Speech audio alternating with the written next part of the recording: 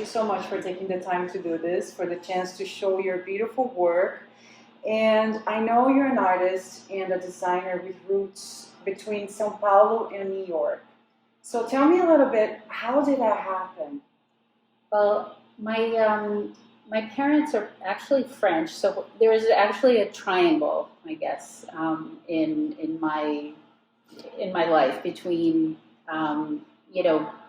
my being born and brought up mostly in New York, but with 6 formative years in São Paulo, and then basically all my vacations in France and Switzerland. So I've really been exposed to the 3 cultures that have really, I think, had a real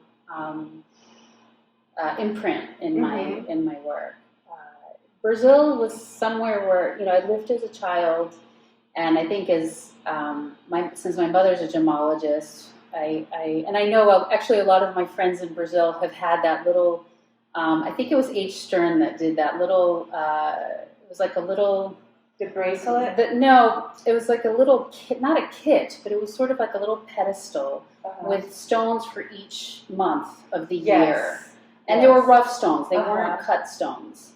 And I remember that my mother had given me that when I was a kid, and so my mother always showed me these beautiful stones that she got when she lived in Brazil and when she traveled. And I returned to Brazil afterwards, after school, after I finished my years at Parsons, and I had already studied at Parsons. I had studied, and I was more of my focus was really jewelry just as an art form, really more of a medium. So my pieces were very, I don't really have any here, but they were very organic. I loved forging. I loved making these, really voluminous forms. It was very feminine, but every piece was so personal that they actually, I never wanted to really sell them. So I do have a bunch of those in my safe. It must be the hardest thing when you get attached to those pieces, and exactly. Then it's like you develop, and then all of a sudden somebody else is gonna take it. But it's like giving a different story to that piece, and then it's gonna maybe go to another generation. So it's something that stays on. It's a continuation of your work through other people's life.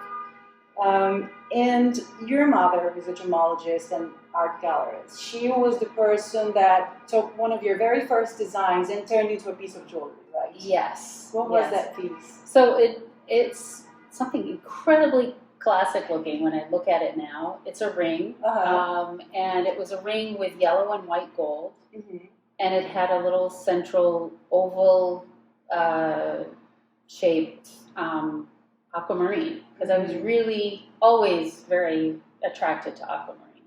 But it was, gem quality, which is really not what I use when you look at my jewelry. I tend to use aquamarine with inclusions because it just saturates the color more, and I like also the inclusion. I like that imprint, the thumbprint of nature in the piece. I think it's very important.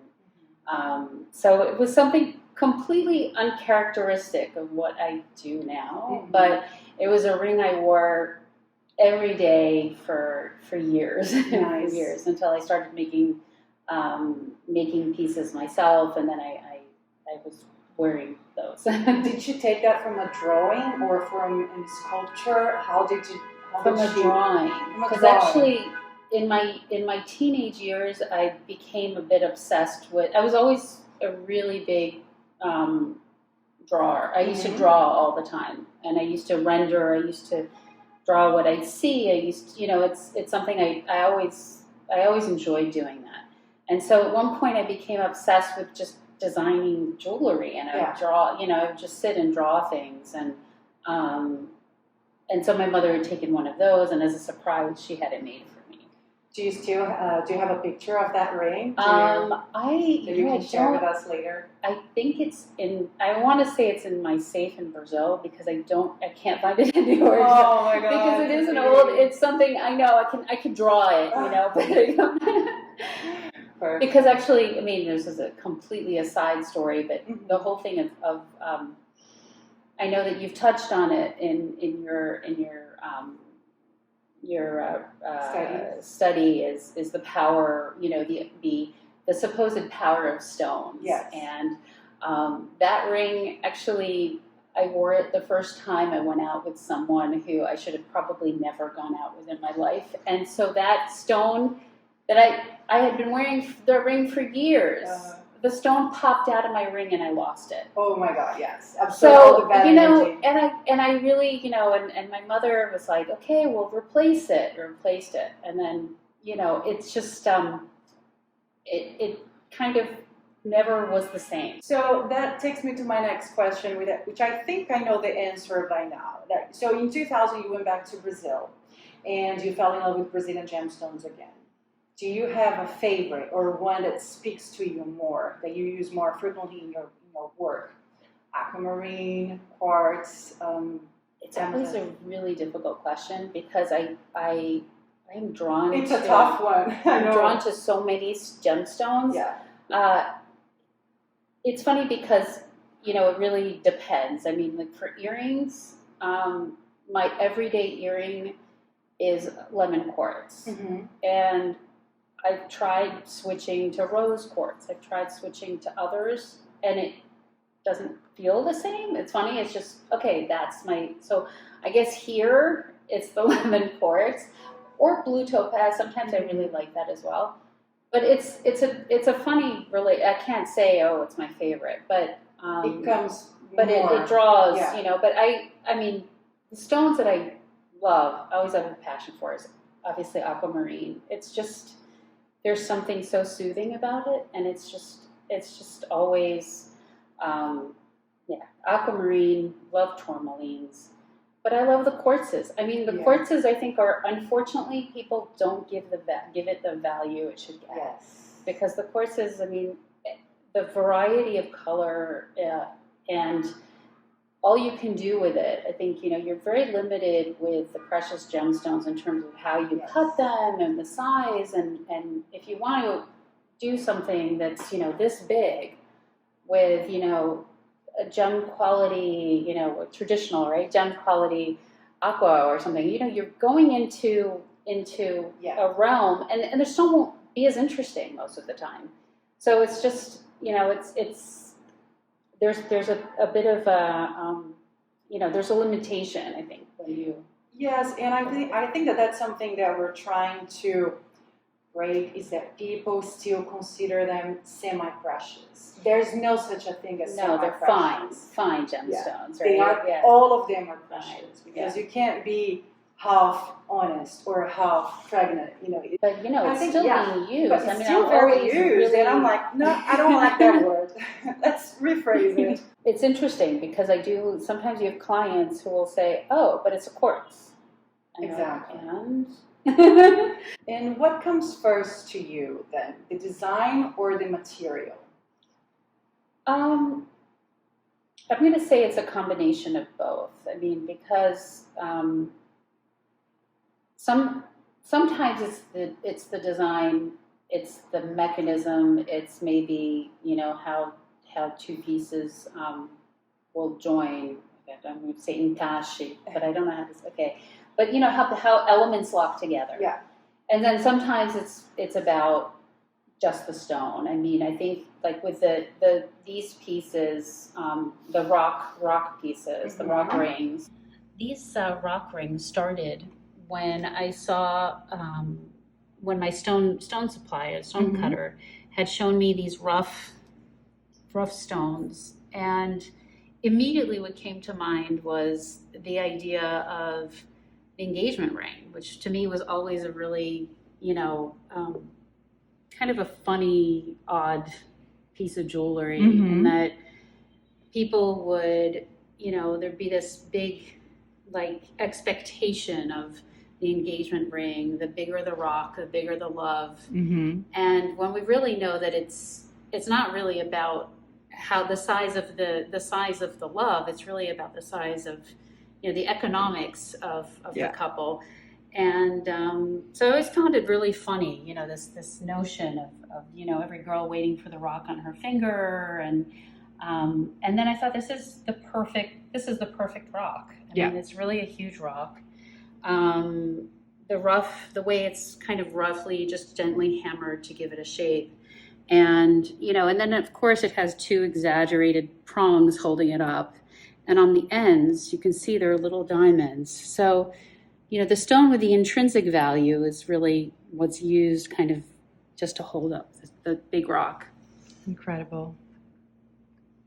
And a lot of your pieces, they move with the wearer, which comes from a major inspiration in kinetic design, in children's toys. So how did that idea come first came to your mind? And when did you realize that was kind of going to be your signature? I think it was really that, it started with that idea that I think, that obsession with a toy that I had as a child, with something that moved. And it went beyond that into, at first, when I first started, I was making pieces that were highly conceptual and, very personal. And,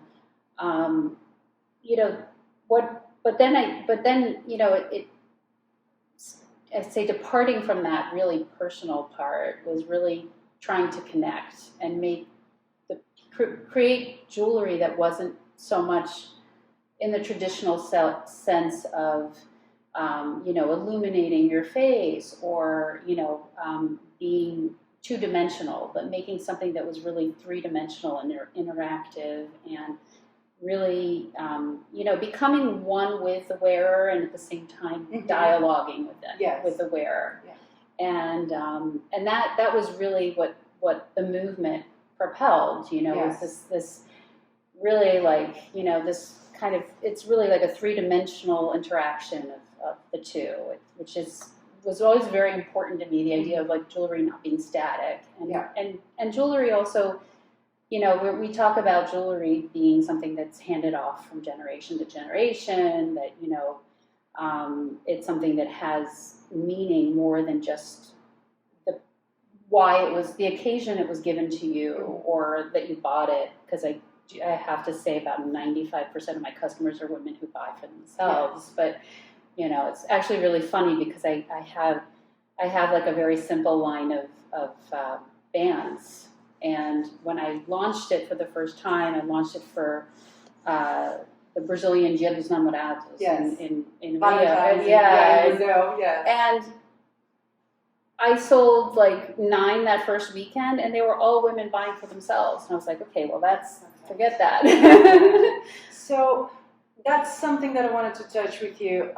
We buy and we gift jewelry, a lot of times from a place of emotion. But there is an ongoing discussion that jewelry should be perceived as wearable art. In your opinion, do you think that they can be both, or they're two distinct things?